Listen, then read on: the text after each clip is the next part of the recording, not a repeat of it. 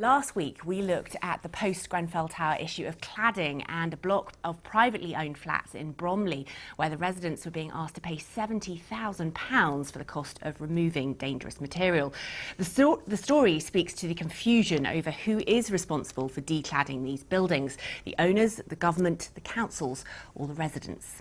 The owner of that particular block in Bromley is a multi-million-pound property company. These are not people on the edge. When you buy your flat from your freeholder on your 99-year lease, you do expect that your freeholder will ensure that you have a safe place to live. So I'm sure there may be in some cases a contribution from government, but in this one it's quite clear to me that the freeholders should be paying up. Well, then on Wednesday this week, the Labour MP for Croydon Central, Sarah Jones, raised the issue of cladding at Prime Minister's questions. Today, 19 months on, the vast majority, 85% of the hundreds of blocks draped in exactly the same highly flammable cladding are still covered. Interim measures are in place when necessary on all of the 171 high-rise private residential buildings with the unsafe ACM cladding, but permanent remediation is rightly the focus, and we've repeatedly called on private building owners not to pass costs on to leaseholders. As a result of our interventions, 212 owners have either started, completed or have commitments in place to remediate.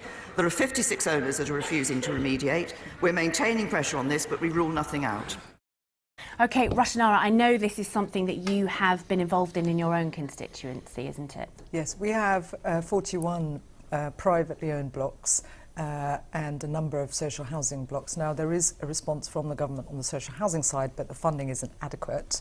On the private blocks, there is a massive issue in making sure that private owners, the freeholders, pay for the costs, because many of them are trying to pass the costs. But many others of them, are complying, but there are significant numbers that are not. Have any of those privately owned blocks in your constituency actually had any remediation work done as yet? Well, they've been, the local authorities obviously chasing where that's needed. I've had constituents come to see me about the fact that they're getting bills passed on to them. So they're caught in the middle, and that's why the national government does need to step in to set the agenda, legislate, apply sanctions where necessary. Yeah. Not all of them will require it if they're cooperating, but what we're concerned about is the blocks nearly 2 years on from Grenfell where not much has happened. And in the meantime, those blocks require 24/7 security, fire wardens, and that is a real worry for residents. Stephen, this is terrible, isn't it, really? People living in buildings still wrapped in this cladding. Is the government doing enough?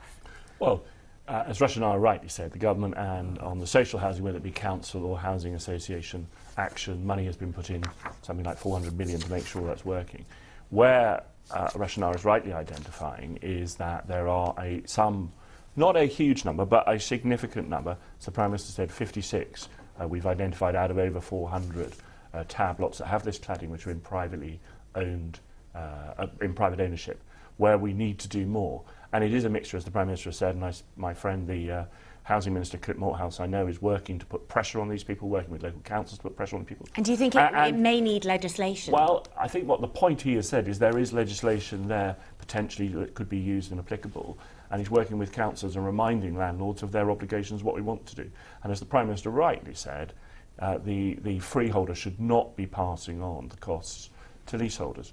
But I think the key thing is that whatever, there have been costs, and Rushanra was right to point out some of the issues are there. But the remediation measures that were put in place straight after Grenfell means that people were safe in their house last night. Thank you very much. OK, we're going to have to leave it there. This is something we are going to return to.